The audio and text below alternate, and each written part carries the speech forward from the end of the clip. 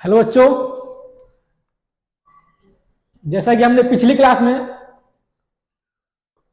Measurement and unit जो chapter था हम लोग का यूनिट एंड मेजरमेंट ये स्टार्ट कर दिए थे हम, और उसमें हमने यूनिट के बारे में आप लोगों को बता दिया था।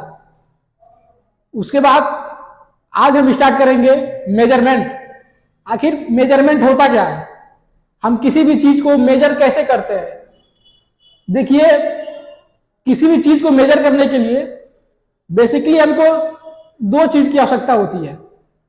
एक तो उसकी यूनिट की, जैसे किसी भी चीज को मेजर करते हैं तो उसको किस यूनिट में मेजर कर रहे हैं, और दूसरा होता है उसकी न्यूमेरिकल वैल्यू, मैग्नीट्यूड की।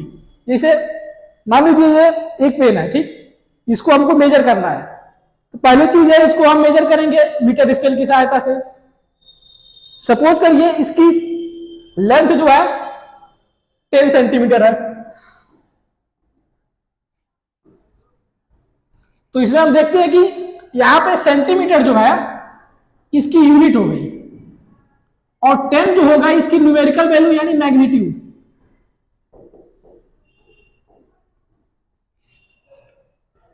यानी कहने का मतलब यह है किसी भी चीज को मेजर करने के लिए हमको दो चीज की आवश्यकता होती है, एक तो उसकी यूनिट की और दूसरा मैग्नीट्यूड की। जैसे देखते हैं लिखा है unit is a process of comparing this quantity with a standard amount of physical quantity of same kind. इसे कहने का मतलब है एक प्रकार का कंपेयर करने का प्रोसेस है। इसे मान लीजिए ये पेन है, इसको हमको लेंथ फाइंड करनी है, तो हम इसको मीटर स्केल की सहायता से कंपेयर करेंगे। It is a process of comparing this quantity with a standard amount of quantity eight same kind. मतलब ये जो है मीटर स्केल की सहायता से ही इसको मेजर कर सकते हैं, और दूसरे किसी की सहायता से मेजर नहीं कर सकते हैं। इसलिए कहा गया है एट द सेम काइंड, मतलब सेम उसी प्रकार का होना चाहिए।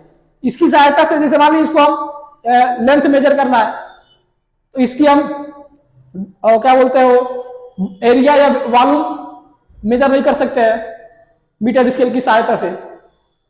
दूसरा कह रहा है कि the measurement of a physical quantity we need two things. अभी आपको बताया हूं कि किसी भी चीज को मेजर करने के लिए हमको दो चीज की, पहला जो है the unit in which the quantity is measured. मतलब किसी भी हम चीज की को मेजर करते हैं तो उसमें सबसे पहले हमको क्या चीज फाइंड करनी है, उसकी यूनिट, किस यूनिट में हम मेजर कर रहे हैं। और दूसरी चीज कह रहे हैं कि मैग्नीट्यूड ऑफ क्वांटिटीज, उस क्वांटिटीज की मैग्नीट्यूड क्या है। अभी आपको हमने बताया कि जैसे ये पेन है, इसको हमको मेजर करना है, मान लीजिए इसका लेंथ जो है 10 सेंटीमीटर है, तो यहाँ पे ये यूनिट हो गई, उसको किस यूनिट में हम मेजर कर रहे हैं। और दूसरा हो गया यहाँ पे मैग्नीट्यूड यानी न्यूमेरिकल वैल्यू। देखते हैं कि measure of a physical quantities equal to number numerical value of physical quantities into size of unit. कहने का मतलब यह है कि Q equal to N U, जहां पे n जो है न्यूमेरिकल वैल्यू है और U जो है यूनिट है क्वांटिटी की। नेक्स्ट आता है 10, the numerical value n is universally proportional to the size of unit. यहां पर हम देखते हैं n is universally proportional to 1/u। जो न्यूमेरिकल वैल्यू है वह उसके यूनिट के इनवर्सली प्रोपोर्शनल है। Let n1 and n2 are numerical value of physical quantities q corresponding to unit u1 and u2, then n1 u1 equal to n2 u2। ये आपका एक formula बनकर तैयार हो गया। अब इस फार्मूले का यूज हम जब डायमेंशन एनालिसिस करेंगे वहां पे करेंगे। इसका एक this applicating use in dimension analysis, ये आपका फार्मूला डायमेंशन एनालिटिक में बहुत यूजफुल होगा। इसका मतलब यह है कि एक क्वांटिटीज को, एक फिजिकल क्वांटिटीज को दूसरे क्वांटिटीज में कैसे कन्वर्ट करेंगे, इस फार्मूला का यूज करके हम देखेंगे। नेक्स्ट आता है सिस्टम ऑफ यूनिट। बेसिकली अब किसी भी चीज को मेजर करने के लिए बहुत तरह के सिस्टम ऑफ यूनिट है। जैसे कि पहला इसमें सीजीएस सिस्टम। सीजीएस सिस्टम जो है एक फ्रेंच सिस्टम है, ये फ्रेंच के द्वारा लाया गया था। इसमें होता है क्या है कि it is based on centimetre, gram and second as fundamental unit. जो ये सीजीएस है, C mean centimetre, G means gram and S mean second. Centimetre, gram and second as the fundamental unit of centimeter is fundamental unit of length. Similarly, gram is fundamental unit of mass and second is fundamental unit of time. कहने का मतलब यह है कि यहां पे हम length को सेंटीमीटर में मेजर करते हैं। सीजीएस सिस्टम में सेंटीमीटर को हम, लेंथ को हम सीएम में मेजर करते हैं एंड मास को हम ग्राम में मेजर करते हैं और टाइम को हम सेकेंड में मेजर करते हैं। और दूसरा आता है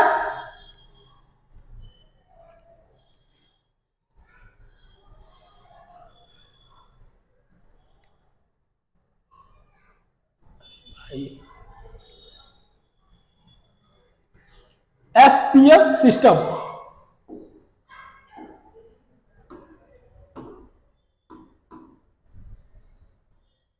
FPS system, foot, pound and second. Basically similarly चारों एक ही समान है। जैसे कि मान लीजिए यहाँ पे फुट, पाउंड और सेकेंड, तो फुट को जो है लेंथ को मेजर करने के लिए फुट का प्रयोग किया जाता है। उसी तरह पाउंड जो है वो मास को मेजर करने के लिए किया जाता है और सेकेंड जो है टाइम को मेजर करने के लिए किया जाता है। और ये एक प्रकार का ब्रिटिश सिस्टम है, जिसको ब्रिटिश सिस्टम है, ये based on foot, pound and second. अगला आता है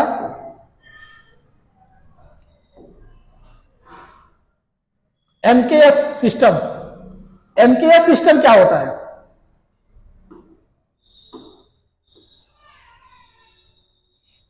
it is based on metre, kilogram and second. ये जो है मीटर, किलोग्राम एंड सेकेंड पर आधारित है। और इसकी फंडामेंटल यूनिट क्या होती है? जैसे मान लीजिए लेंथ जो है, लेंथ की फंडामेंटल यूनिट मीटर, उसी तरह मास की किलोग्राम एंड टाइम की सेकेंड। सिमिलरली होता है एसआई। अब यहां पे एक चीज है, एसआई जो है it is a form of CGS and MKS system. जो SI international system of unit होता है, वो सीजीएस और एमकेएस नंबर सिस्टम का ही एक अलग रूप होता है। यहां पर लिखा है कि it is a form of CGS and MKS system.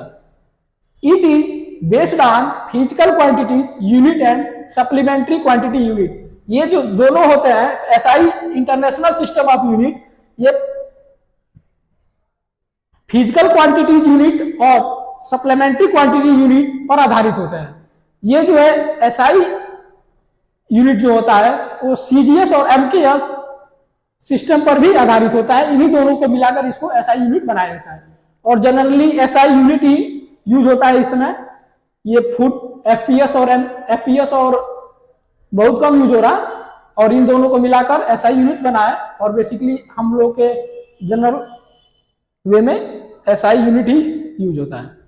Next आता है some particle unit for measuring small distance. मतलब छोटे डिस्टेंस जो होते हैं उसको मेजर करने के लिए हमारे पास कुछ, जैसे मान लीजिए यहाँ पे कि फर्मी हो गया, ये सब छोटे छोटे डिस्टेंस को मेजर करने के लिए बनाए गए हैं। एंगस्ट्रॉम हो गया, नैनोमीटर हो गया, तो ये सब होता क्या है? जैसे मान लीजिए 1 फर्मी है, तो 1 फर्मी का मतलब होता है 10⁻⁻15 मीटर। 1 एंगस्ट्रॉम हो गया 10⁻10 मीटर। उसी तरह 1 नैनोमीटर होता है 10⁻9 मीटर। 1 माइक्रोमीटर, इसको हम शॉर्ट में 1 म्यू एम लिखते हैं, 10⁻6 मीटर। एंड पिकोमीटर होता है 10⁻12 मीटर। यहां पे नोट में एक चीज लिखा है कि Fermi is small particle unit of distance measuring. जो फर्मी जो होता है सबसे स्मॉल पार्टिकल यूनिट होता है किसी भी डिस्टेंस को मेजर करने के लिए, सबसे छोटी एक तरह से कह सकते हैं यूनिट इकाई होती है डिस्टेंस को मेजर करने के लिए। 1 fermi equal to 10⁻15 metre, 1 angstrom equal to 10⁻10 metre, 1 nanometre equal to 10⁻9 metre, and 1 micrometre equal to 10⁻6 metre, and 1 picometre equal to 10⁻12 metre. ये होता है आपके मतलब सूक्ष्म दूरी को मेजर करने के लिए होते हैं ये सब। इसमें सबसे स्मॉलेस्ट पार्टिकल यूनिट होता है वो फर्मी होता है। नेक्स्ट आता है some unit use for measuring large distance. जो बहुत लार्ज डिस्टेंस होता है उसको हम कैसे मेजर करते हैं, अभी इसकी जस्ट पीछे आपने पढ़ा स्मॉल डिस्टेंस को मेजर करने के लिए। अब आप पढ़ेंगे लार्ज डिस्टेंस को हम मेजर किससे करते हैं। इसमें पहले चीज आती है लाइट ईयर्स, इसको हिंदी में कहते हैं प्रकाश वर्ष। तो लाइट ईयर्स क्या होता है? It is A distance travel by light in vacuum in 1 years. It is A distance travel by light in vacuum in 1 years. मतलब एक वर्ष में प्रकाश द्वारा निर्वात में चली गई दूरी, कुल दूरी प्रकाश वर्ष कहलाती है, यानी लाइट ईयर्स कहलाती है। इसकी जो वैल्यू होती है 1 लाइट ईयर्स 9.467 इंटू 10⁻15 मीटर। अभी आया कहां से है? तो हम जानते हैं कि velocity is equal to distance upon time. यहां पे क्योंकि ये लाइट ईयर जो है ये डिस्टेंस का यूनिट है, it is unit of distance.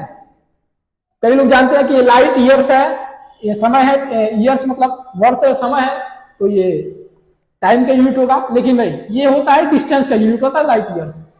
तो यहाँ पे हमने डिस्टेंस यहाँ पे देखते हैं कि d equal to v into T, और v क्या है यहाँ पे? वेलोसिटी ऑफ लाइट, प्रकाश की चाल। ये कितना होता है? 3 इंटू 10⁸ मीटर पर सेकेंड। और टाइम, टाइम क्या होगा यहाँ पे? क्योंकि एक वर्ष में, तो एक वर्ष होता है 365 इंटू, हम लिख सकते हैं 365.25, और एक वर्ष में इतने दिन हो गए। ओके, अब एक दिन में कितने आवर्स होते हैं? 24 आवर्स। अब एक दिन में 24 आवर्स। ओके, अब एक आवर्स में 60 सेकेंड, एक आवर्स में 60 मिनट और एक मिनट में 60 सेकेंड। अब इसको हम मल्टीप्लाई करेंगे तो आपकी ये वैल्यू आएगी, यानी 1 light years equal to 9.467 into 10⁻15 metre. ये आपके बेसिकली बहुविकल्पी में 1 या 2 नंबर में आता है। और दूसरी चीज आता है कि ये बहुत इंपॉर्टेंट है, it is a unit of distance. ये डिस्टेंस की यूनिट होती है लाइट ईयर्स। दूसरा आता है एस्ट्रोनॉमिकल यूनिट, इसकी वैल्यू इतनी होती है 1.496 इंटू 10⁻11 मीटर। ये भी एक प्रकार की लॉन्ग डिस्टेंस मेजर करने के लिए होता है। और एक और होता है, एक पार्सेक, एक और पार्सेक होता है। तो ये जो है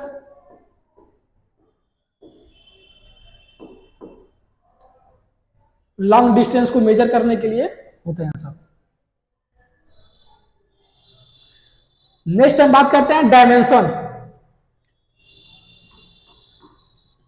application of dimension analysis. Dimension होता क्या है और इसके एप्लीकेशन कौन कौन से है, इसके बारे में हम जानेंगे।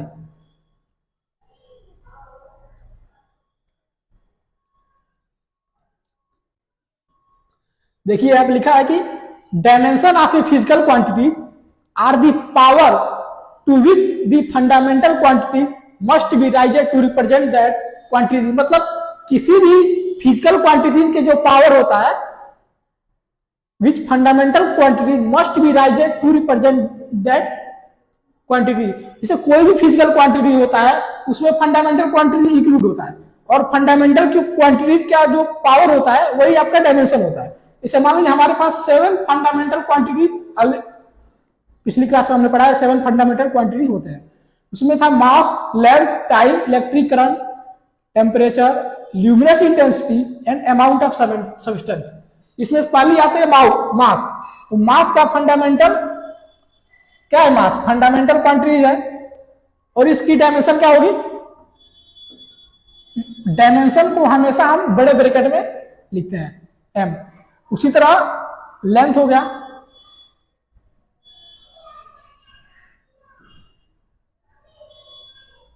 लेंथ की डायमेंशन एल। टाइम का सेकेंड होता है ना, तो उसको हम टी से लिखते हैं।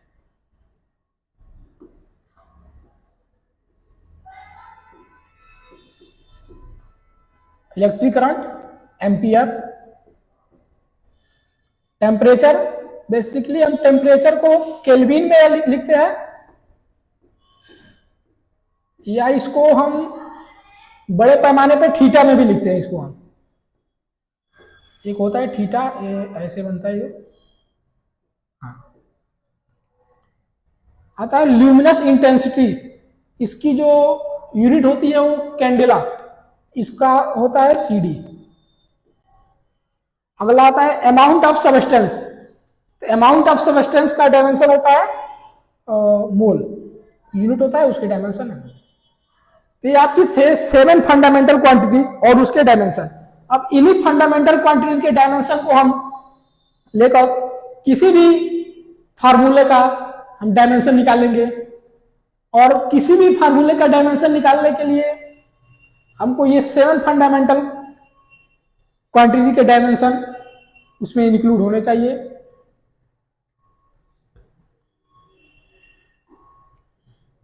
जैसे मान लीजिए आप पहला है डेंसिटी।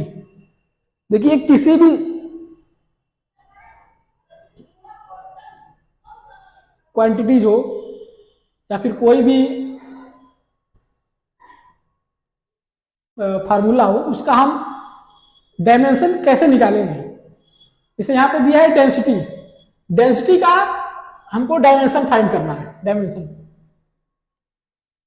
तो सबसे पहले डायमेंशन फाइंड करने के लिए हमको उसकी फार्मूला याद होना चाहिए। आप डायमेंशन बहुत ज्यादा है, किसका किसका याद करेंगे? इसके लिए सबसे पहले जरूरी है कि हम उसका फार्मूला याद करें, और फार्मूला याद है और हमको फंडामेंटल क्वांटिटीज के डायमेंशन याद है 7। उसकी सहायता से हम किसी भी चीज का डायमेंशन निकाल सकते हैं। जैसे मान लीजिए यहाँ पे डेंसिटी है, ये क्या हो गया भाई?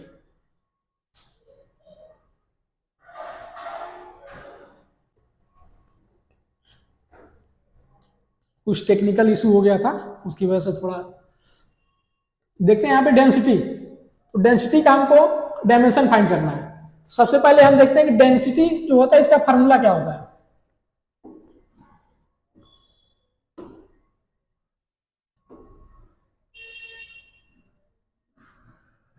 डेंसिटी क्या होता है?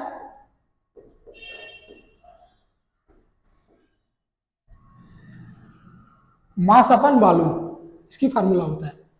अब यहां पे हमको देखना है कि मास जो ऑलरेडी फंडामेंटल क्वांटिटी में है, नीचे है वॉल्यूम। तो वॉल्यूम जो होता है वो L into B into H, इसका फार्मूला ये होता है, ठीक। अब यहां देखते हैं कि L भी आपका लेंथ है, B भी लेंथ है, विड्थ और हाइट भी लेंथ है, यानी L इंटू एल, इसका मतलब हो गया L क्यूब, ठीक। सेम यहां देखेंगे मास जो है, मास की हमको डायमेंशन अभी बताया था हमने m अपान, और डायमेंशन को हमेशा ब्रैकेट, बड़े ब्रैकेट में लिखते हैं, और वॉल्यूम को हो गया L क्यूब, यानी इसका डायमेंशन हो जाएगा m L क्यूब। ये होगा आपका डेंसिटी का डायमेंशन। देखिए किसी भी चीज का आप डायमेंशन तभी निकाल पाएंगे जब आपको उसका फार्मूला याद होगा।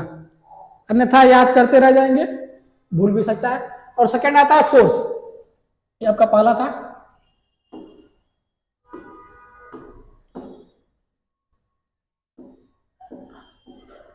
फोर्स क्या होता है, अब आपको फॉर्मूला याद है, force F equal to M A, where m is mass and a is acceleration. Now dimension of F, m is m, and dimension of a is acceleration. Acceleration is equal to LT पे -2 इसका dimension होता है।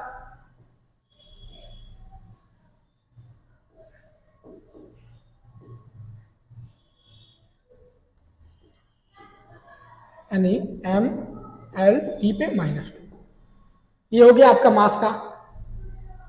दूसरा आता है velocity,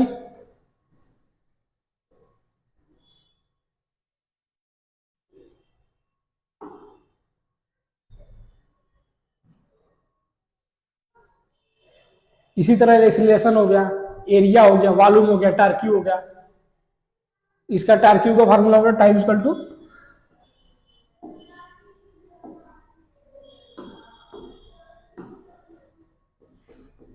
F into R. इस फार्मूले की मदद से आप फोर्स का डायमेंशन और आज जो है डिस्टेंस है, इसकी सहायता से हम टार्क्यू का डायमेंशन ज्ञात कर सकते हैं। उसी तरह वॉल्यूम है, एरिया, एक्सीलरेशन है, इन सब का डायमेंशन आप निकाल सकते हैं।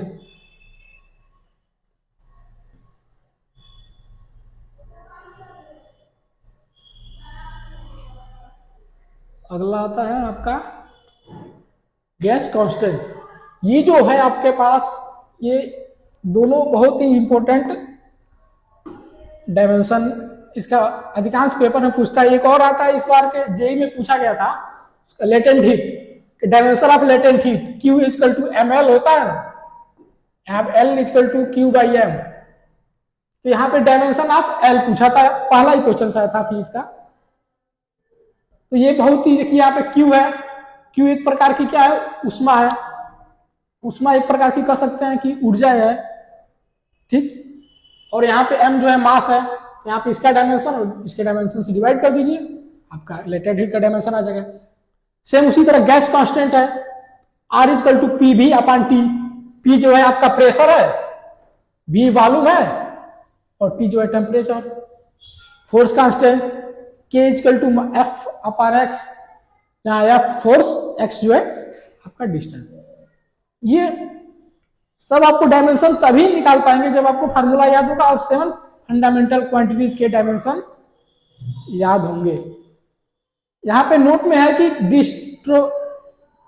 Angle has no dimension and distortion has no dimension. ये दो जो है बहुत इंपॉर्टेंट चीज है। इसका मतलब होता है विकृति।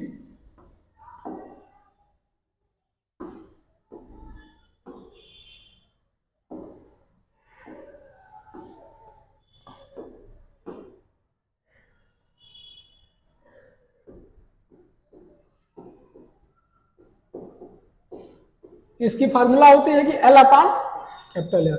यानी यहां देखते हैं कि दोनों लेंथ है, यहां भी लेंथ है, यहां भी लेंथ है। इसकी भी जो है डायमेंशन होगी L और इसका भी डायमेंशन L, यानी एक दूसरे से कैंसिल आउट हो जाएंगे, इसलिए इसकी कोई भी डायमेंशन नहीं होती है डिस्ट्रक्शन की। और दूसरा आता है एंगल। एंगल, इसे मान लीजिए एंगल होता है ये एंगल,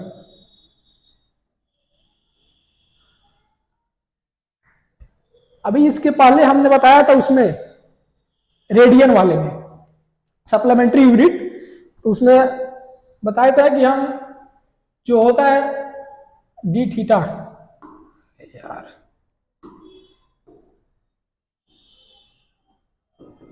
इसको हम मान लें, इसका आर्क जो है ds है, ये आर है, ds बाई आर, ठीक। तो यहां पे हम देखते हैं कि ds भी एक प्रकार की लेंथ है और r भी लेंथ है, यानी इसके भी डायमेंशन L होगा और लेंथ के भी डायमेंशन L होगा। यहां भी कैंसिल आउट हो जाएंगे, यानी हम लिख सकते हैं L का पावर 0। यानी कहने का मतलब यह है कि distortion has no dimension and angle has no dimension. ये दोनों डायमेंशनलेस क्वांटिटीज होती है। ठीक, नेक्स्ट आता है application of dimension analysis. Dimension analysis के एप्लीकेशन होता है कितने?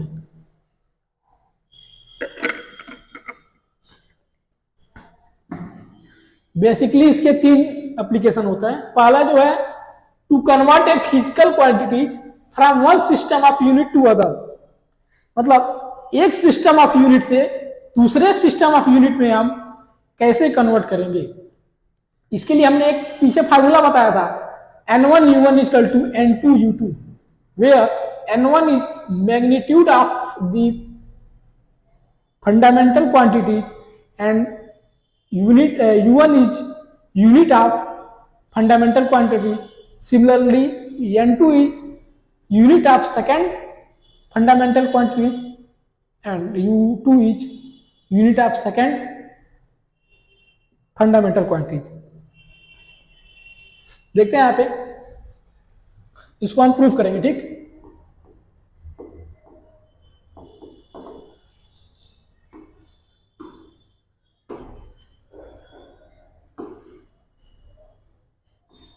let U1 and U2 be unit of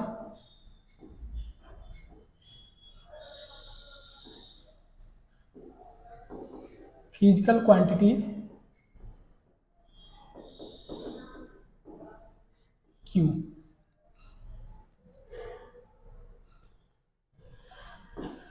and N1 and N2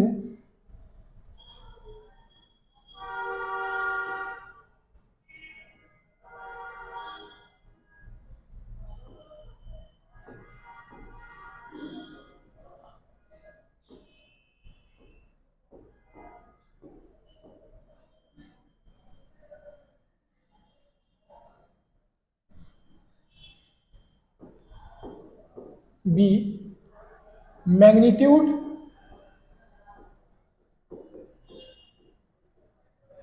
कह सकते हैं आप numerical value of this quantities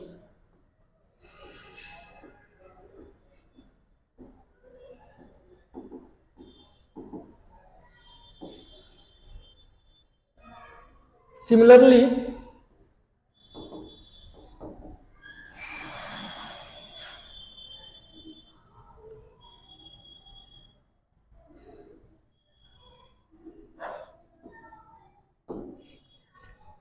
next आता है late M, L and T be the unit of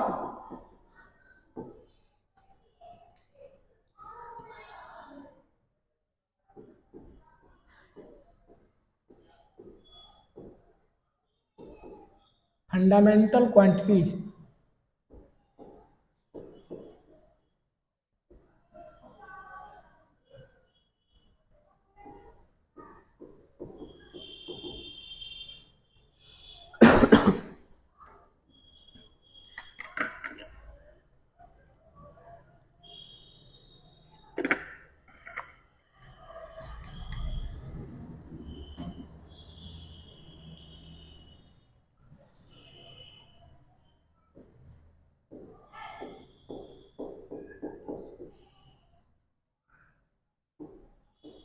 mass, length and time.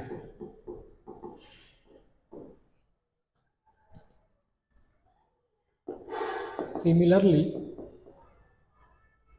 M2, L2 and T2 be unit of fundamental, be the fundamental unit. Sorry, एक यहाँ पे mistake हो गया,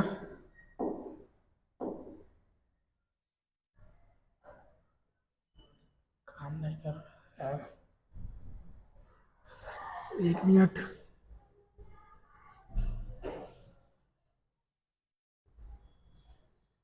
slow काम कर रहा है।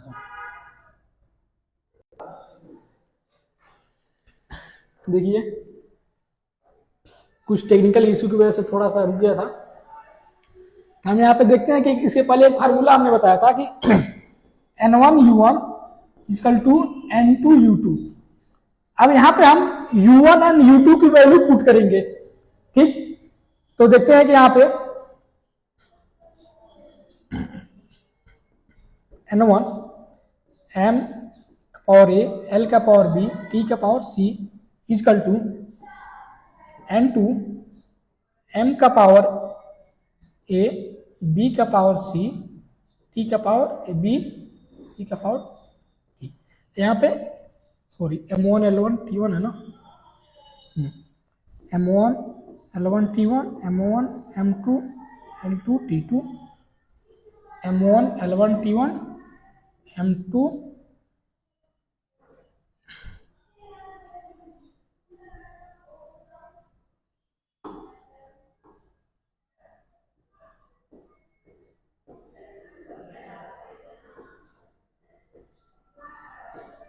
ठीक। अब यहां पे हम N2 की वैल्यू फाइंड करेंगे, ठीक। तो यहां देखते हैं कि N2 is equal to N1 M1 upon M2, लिख सकते हैं M1 अपान M2 A, या फिर ऐसे ही लिख सकते हैं A। उसी तरह L1 upon L2 B and T1 upon T2 और C। इस फार्मूले का हम यूज करके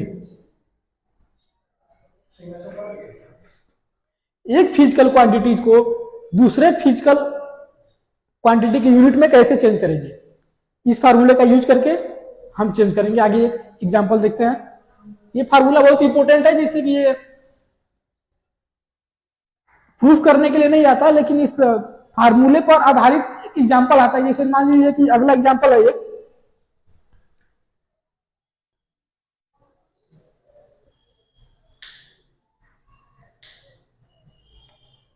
कहाँ गया भाई, टेक्निकल इशू फिर आ गया।